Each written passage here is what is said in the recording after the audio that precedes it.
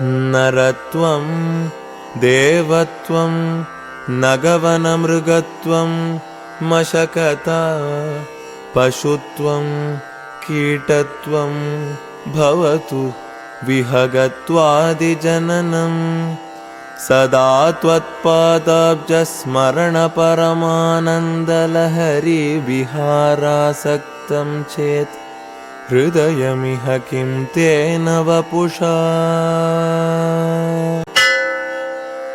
नरत्वं देवत्वं नगवनमृगत्वं मशकता पशुत्वं कीटत्वं भवतु विहगत्वादिजननं सदा त्वत्पादाब्जस्मरणपरमानन्दलहरी विहारासक्तं चेत् हृदयमिह किं तेन वपुषा।